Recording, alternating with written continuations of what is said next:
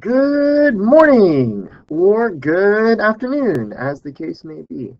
All right, guys, welcome back to topic 11.1. Today we're going to talk about immune response and how your body tries to fight off invading pathogens, which seems like a very fitting thing to talk about in the current time. So let's go ahead and take a look. Now, your body operates off the assumption that a good defense is the best offense, right? So your body's whole thing is defensive, not offensive. This helps it to conserve energy and not have to constantly feel like having to fight off everything that isn't attacking it. And it's also a pretty smart move because if you think about it, a good defense knows what's attacking it, right? A good defense learns what's trying to get in and crafts a specific response to deal with that threat. If you were to just sort of lash out at everything, you're probably going to lash out with a similar attack, and that attack might not always be suited to the thing that's trying to attack you. So it's better to be defensive when we talk about an immune system. That doesn't mean that we can't be preventative, which is what we'll talk about here in a little bit.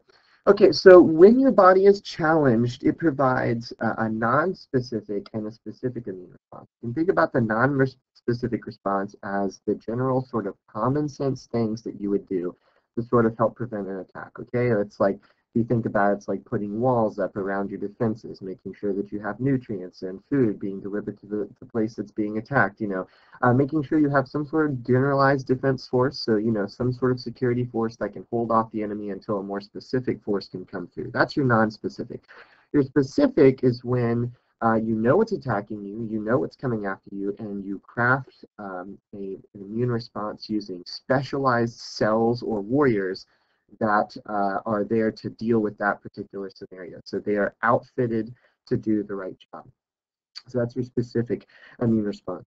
So let's get right in. Let's dive right in. So your non-specific macrophages. Macrophage is just a large cell whose job, much like a white blood cell, is to come in and to engulf something using phagocytosis, which is a type of receptor-mediated, sometimes endocytosis. If you guys remember, that's when your cellular membrane engulfs something and brings it inside and engulfs it, it breaks it down using lysosomes and other specialized organelles and acid and proteins and enzymes and stuff.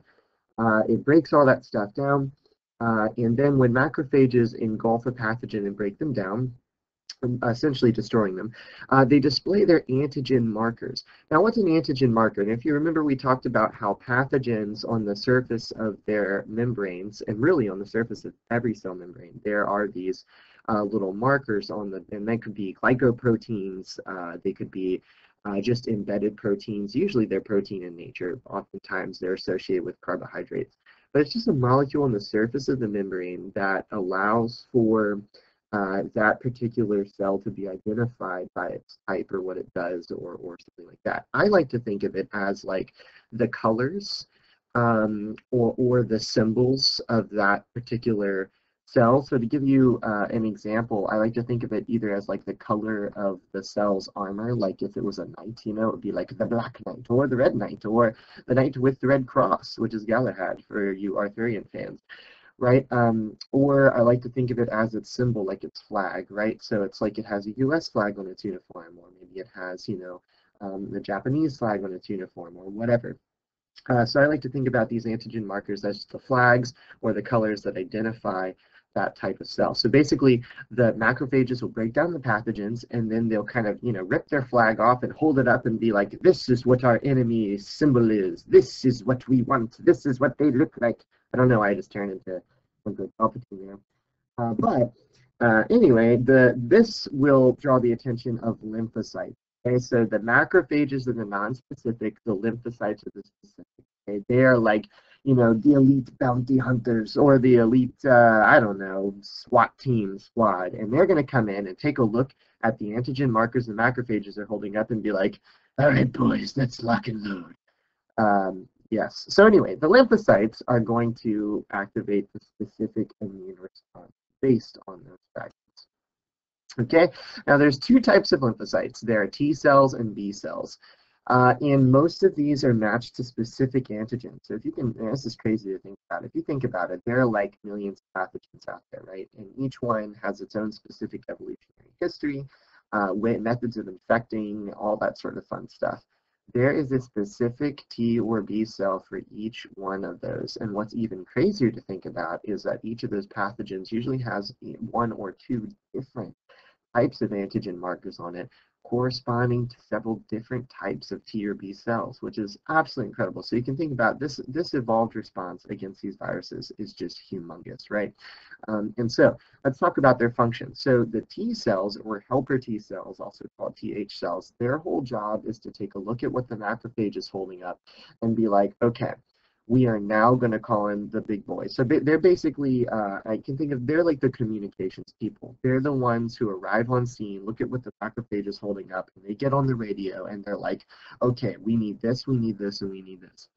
That radio signal is in the form of a hormone called cytokines. Now, cytokines are not cytokinins, which you remember, those were the hormones that were promoting the growth of branching and rooting in our plants. But these cytokines, their job is to send a signal over to the B cells to basically be like, all right, guys, get up and go. Now, the B cells are lying in wait, and as soon as the cytokines reach them, the B cells have been growing and they've been preparing for a rapid mitotic division. The cytokines are going to spark that mitotic division, essentially cloning a massive number of these B cells. Most of these B cells turn into what we call plasma cells, and a plasma cell is a cell that produces the specific antibodies to that antigen. Okay, so you can imagine it's just producing tons and tons and tons and tons of antibodies. So we have this like clone army that we get, kind of last minute to fight against the virus. This doesn't sound at all like Star Wars Attack of the Clones. Anyway, so we get a clone army of plasma cells, and they're producing antibodies to provide that frontline defense. But some of these guys begin to specialize. They become like the masters, scholars of these attacking antigens, and they turn into memory cells. Now, memory cells are super duper important. That is the sort of foundation for your long-term immunity and for your specific response. Memory B cells are basically the cells that record the antigens that attack. So your body's been attacked by pathogens and antigens, like thousands and millions of these. And your body actually holds a living record of those attacks in the form of memory B cells. Memory B cells are like, I remember back in my day when this particular antigen caused terrible diarrhea. And so anyway, your body can remember all of that horrifying stuff, and the memory B cells can activate a rapid defense when they come back. So, if you have memory B cells that are still alive from that previous attack, they can be like, oh gosh, here they come again. And they can immediately be like, this is what we need. This is who we need to fight this. Let's go. So you don't have to, with memory B cells, what's really cool is that you don't have to go through the whole process again of being like, okay, macrophages and then TH cells and then plasma cells and then memory B cells. Memory B cells can just immediately spark the rapid division of the right kind of B cells, thus basically making a rapid clone plasma army to fight off the attack. So they are super duper important. Now, this is what I was talking about before. I said that there was a specific T or B cell for each one of those invading pathogens. Actually, invading pathogens usually have several different kinds of antigen markers on their surface. So this is what we call polyclonal activation, is that memory B cells can activate multiple different types of B cells, knowing that there are multiple types that are called for to recognize this particular pathogen. So you can just imagine this changed into a chain reaction that is just this massive cascade, this huge thing. So this is sort of just a diagram to explain this. The one important thing I want you to notice is that dendritic cell, which is the macrophage, it's already digested the pathogen, and it's displaying its antigen markers on the top, and you can see that it activates a TH cell, so the TH or helper T cell binds to it, takes a look at it and goes, aha, I see what we're looking for, and then it sends its cytokine. what I want you to notice is that there are various different shapes of the antibodies on the various different types of B cells it's sending those cytokines to. So you can see the one all the way on the left, which is kind of blue, has these weird triangular receptor antibodies, and then we can see that the one next to it is more circular ones. The one next to it's like a square box, and the other one's like a wider, maybe slightly rounded vase bottom or something. But anyway, notice that it only activates, so cytokines only activate these cells with the proper shape of receptor for the attacking antigen. So you can see the antigen is circular, and so the receptor is circular. That's really key. That's super important because the cytokines, if they activated everything, would needlessly activate Th cells that weren't needed and cause immune responses that weren't needed. So here, this is where we really get into the meaning of the word specific immune response.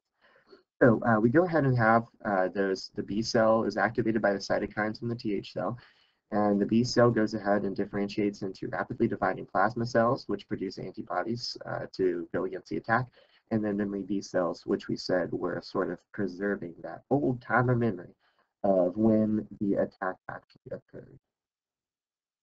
So how long does it actually take before you get immunity? Okay, so you receive a vaccination or something, or maybe you get a cold, okay, and of a particular kind. How long does it take you to actually get immunity? So that time actually just depends on how fast your memory B cells can be created and how fast the antibodies can be created. And this really comes down to a race between the pathogen and your immune system, your specific immune response. I mean, it takes a little bit of time for the macrophages to present the antigens to the Th cells and for the Th cells to send the cytokines over to the B cells. So, there's this process that has to occur. And if the pathogen can reproduce faster than that process can occur, then the pathogen can begin sparking a disease and then what we would call a response or symptoms to that disease.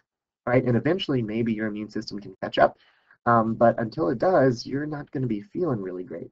So your immunity really just depends on the speed at which you can create those plasma cells and those memory B cells. Now, once you get immunity, a common misconception is when you're immune to a disease, it actually can't get inside of you or can't reproduce inside of you. That is very incorrect. So the pathogen can still get inside, it can still reproduce, but the thing is, if you have B cells, memory B cells already installed, they're going to be able to speed up and cut down on the number of steps you need for that immune response. So they can speed up that immune response and get you safe before you even have to feel the symptoms. So you don't feel the symptoms, but it's not because you're not infected. You're still infected, but that infection is being destroyed so quickly it can't actually do anything to you. That's what we actually mean by immunity. So here we can see the first exposure to the pathogen on the left. Our antibody concentration is none, and then that starts to rise as the Th cells are able to pass those the proper cytokines over to the B cells. That begins to rise as those plasma cells begin to create those antibodies, and then we see that the infection starts to go down, so they're doing pretty well. They're defeating the cold, and here we come, the second exposure to the same pathogen, and boom. That huge spike in antibodies is because we were able to activate the memory B cells that were created after the first exposure, and that allowed us to have a rapid army of plasma cells to create all of the antibodies we need. Okay, so allergens. We know, we understand when we get sick, we get a virus or a bacteria inside of us, we're going to feel pretty bad. But what about those terrible times when we're not doing anything to provoke this? We're just cleaning up the house, we're dusting, beautiful flowers begin blooming outside. Why do we feel so terrible? Okay, so allergens are essentially a non-threatening environmental thing that sadly evokes an immune response. But why? Okay, let's think about it. What's the first step of an immune response? The first step of the immune response is the non-specific response for the macrophage. Oh, God. Okay. Macrophages are loose cannons. They're going to fire at anything that even remotely looks bad. And allergens sadly have surface proteins or receptors that just happen to look a lot like the glycoproteins of the antigens. And so your macrophages are going to attack them. They're going to present them as if they were pathogenic antigens, and then your lymphocytes are going to come in and be like, okay, let's go, and they're going to start attacking. So that really sucks. Now, fortunately, allergic responses are usually more local And then responses to a pathogen, they don't usually excite such a huge response, and really the reason is they're not actively reproducing. I mean, the allergies are not coming in, they're being like, aha, let's just make an allergic army. That's not what's happening. They just come in and they're just stimulating this, okay? So it's not like they're actually living or alive. They don't have to be. And your body is just responding to this non-living thing. Also, however, there can be a severe allergic reaction. So sometimes your body can overreact and it can be like, oh, this smokes, this is bad. And it can cause severe inflammation around the area. We'll talk about that in a second. And inflammation can, in the right place, do some terrible things. And now in your skin, it can just cause discomfort, around your lips, your mouth, where you ingested the allergic allergen. But if it happens somewhere like in your throat, as it's going down your throat, the inflammation can swell your throat shut or cause shock, which, of course, can kill you. So that's a problem. So allergies, they suck, basically. Now, allergic responses can only happen if you've been pre-exposed to the allergen. This is, going back to that specific response. However, when this response occurs, the B cells that are activated are going to make something called IgE antibodies, which just stands for immunoglobulin. Immunoglobulin is just part of the stuff that makes up antibodies in general. The immunoglobulin antibodies attach to what we call mast cells, and then the mast cells, when the allergen is detected, release histamine, which causes inflammation. So we see a similar pathway here, but it's a bit different. Because when we make the specific antibodies, we don't go straight to plasma cells, we go to mast cells. And then the mast cells are actually not going to release antibodies, they're just going to release a hormone that causes inflammation. So it's a more localized, less, I guess, heavy response to the allergen than it is to the antigen. So, we can see here that whole flow. We have a flower, a beautiful flower, and we're like, oh, it's so beautiful. And then it comes in and then activates the IgE antibodies. And here we do see some B cells being activated. Special antibodies go to a mast cell instead, and then histamine causes that inflammation response. So this is why you get that terrible discomfort with allergens. Yay, allergies. Okay. So why inflammation? So why do you have to go through inflammation? I talked about this briefly yesterday. Inflammation can do all sorts of good things. It can help increase the temperature around surrounding the tissue. It can help to separate that tissue out from other tissues. There's all sorts of good things, but there's two big things that it does that actually help to do this. So the first thing it does is it dilates blood vessels near to the exposure of the infection. Now, leukocytes travel through blood vessels, so basically you can imagine this. It's taking a normal highway and expanding it into a superhighway. And it's like, all right, guys, go. And that expansion, however, if you remember that your blood is carrying a lot of heat inside of it, as we increase the blood flow to that area, increases the heat to that area. It also, as this occurs, as that vasodilation, which is that increasing heat, and bigger blood vessels occurs, the vessels also become more permeable as they expand. And when the vessels become more permeable, it makes it easier for the leukocytes to actually leave the bloodstream into the surrounding tissue where they need to be, but it also allows some leakage of some fluids, which causes inflammation of the tissue around, and then that compresses your nerves, which means that you feel pain. So this is where all this is coming from, is really just vasodilation, that dilation of the blood vessels, and then the resulting increase of permeability of the membrane are the two big reasons that you feel that terrible inflammation. It's all just to ease the leukocytes getting to the place of infection. Okay, so what is a vaccine? How do we respond to all this? Okay, so a vaccine, we know, is something that we take in order to try to beat back some kind of infection. But how does that actually work? Okay, so the goal of a vaccine is to create memory B cells. We know this now. Memory B cells are the foundation of a good long-term immune response. Okay, but how do we actually evoke that without giving ourselves the virus? Because we don't want the virus, but we want the immune response. So is there a way we can make everybody happy? The answer is yes. So vaccines are weakened or attenuated pathogens. I'll talk about that word attenuated in a second. It cannot be interchanged for weakened. Pathogens that contain those antigen markers, so those markers on the surface of the virus, the capsid, but are not capable of triggering the disease. Now, if you think about it, a virus is really just some nucleic acid, either DNA or RNA, inside of a protein capsule or coat. That protein capsule or coat has those antigen markers on it that allow it to bind into the cell. Those markers are really all we need. What we really don't want entering our body is that nucleic acid, that DNA or RNA inside of that virus, because that's what actually does the damage. That's what reproduces, and that's what co-opts the machinery of your cell to build more viruses. So we really don't want that genetic material. We just want those antigens on the surface. So if we could remove the antigens from the surface of the virus and inject them into somebody, then the person would experience the same immune response because it's based off the antigens, not on what's inside, but they wouldn't have that viral DNA inside of them, or that bacterial DNA if we're talking about bacteria. Of course, we talk about, we talk about antibiotics when we talk about fighting bacteria. Vaccines are fighting viruses. But anyway, so let's keep going.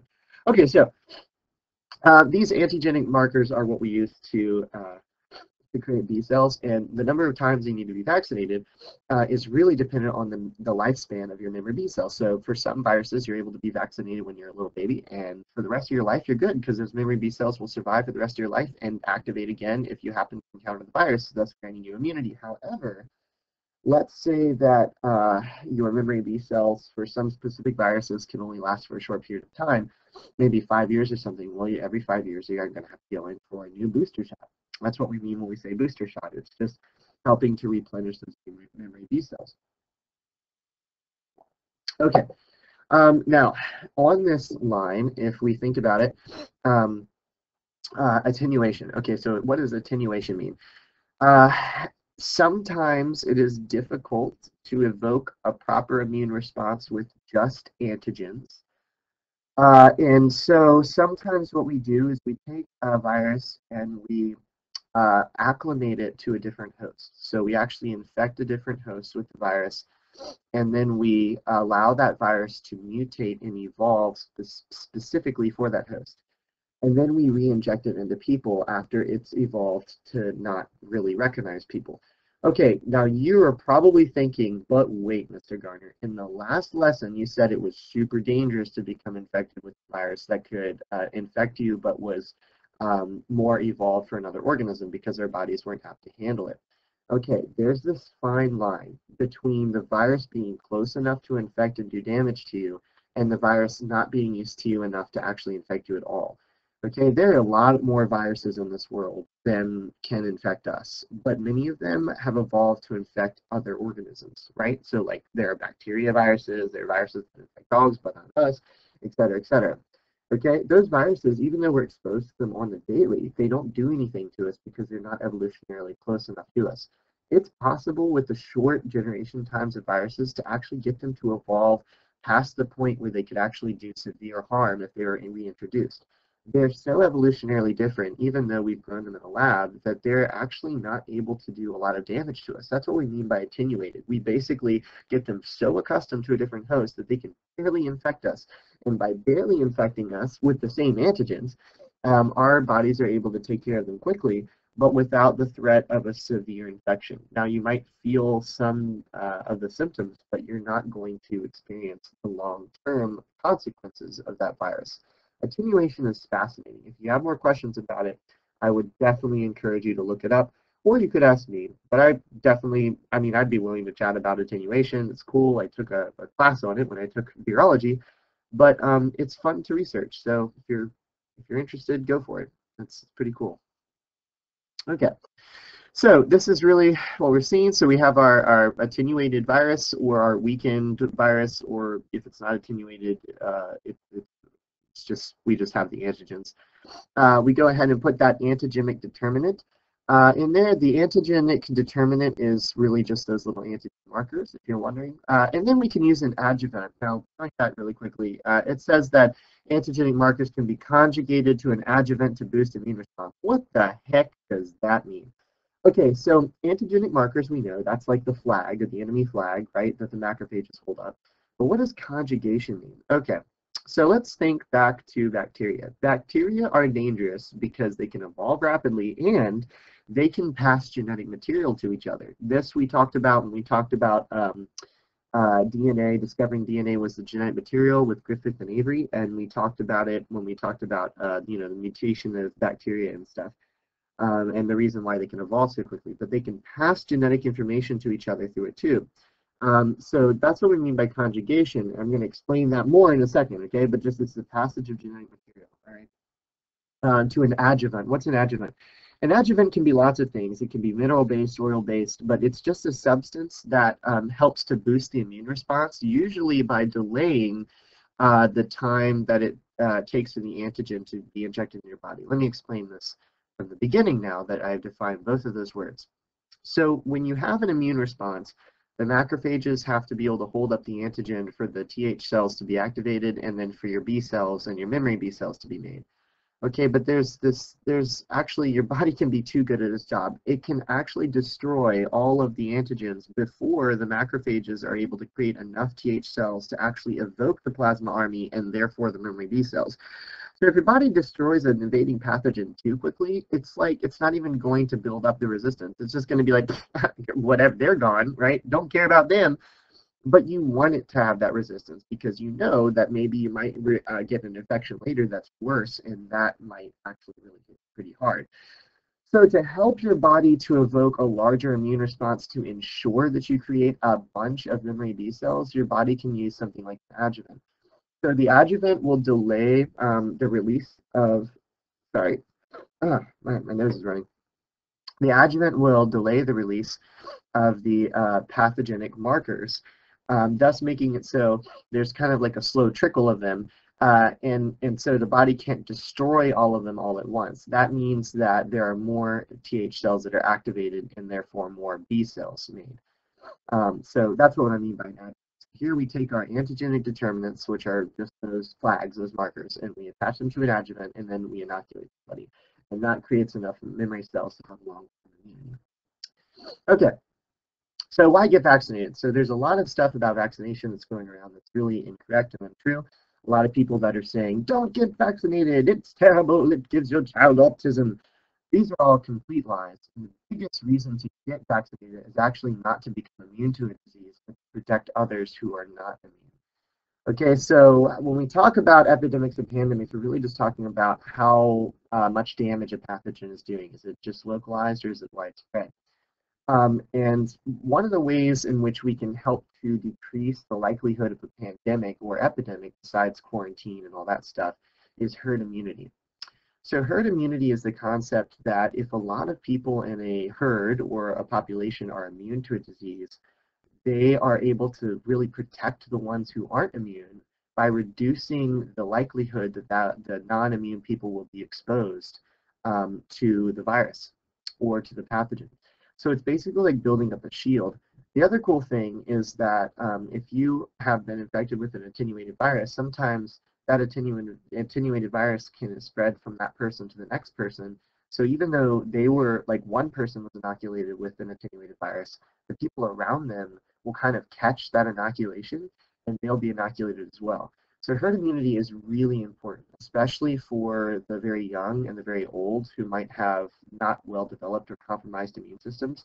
For people that have compromised immune systems through stuff like AIDS and other diseases that can break down your body's ability to have an immune response. So for all that your loved ones around you and for all the people around you that, I mean, we kind of care about, right? Because even when we might not know them, we don't want harm to come to them. You want to get vaccinated. Now, vaccinations can cause allergic responses. Vaccinations can be grown in eggs, which can cause allergic responses. So I get it if you're unable to be vaccinated, but if you are able to be vaccinated, it is so important. It is not just for you. It's for the people around you. It's for the people who don't have the resources to be able to fight it off like we can, right? We're very lucky and fortunate to have the resources to do this. For those who can't, they need our help. So very much get vaccinated. If you have questions about it, I'd love to answer them. Again, do your own research, and that's part of what you're going to be doing today after you listen to this lecture. Okay, so this is what we see. Okay, with no immunization, if we have a few contagious people, it can spread rapidly through the population. If we have a lot of immunization, though, those infected people will be less able to come in contact with susceptible people, and therefore we can stop or reduce the spread of pathogens. So thank you so much. That was the last slide there. So we're good to go. Go ahead and start in on your independent research. If you have questions, please email me or post them on the Google Classroom. But I hope you guys are well, and I hope you're staying safe and healthy, and I hope you have an awesome week. This will be the last lesson posted for this week. I will post more for next week, and of course you can do them ahead of time, but know that you don't have to, and remember to pace yourself with the work at home. All right, guys, take care.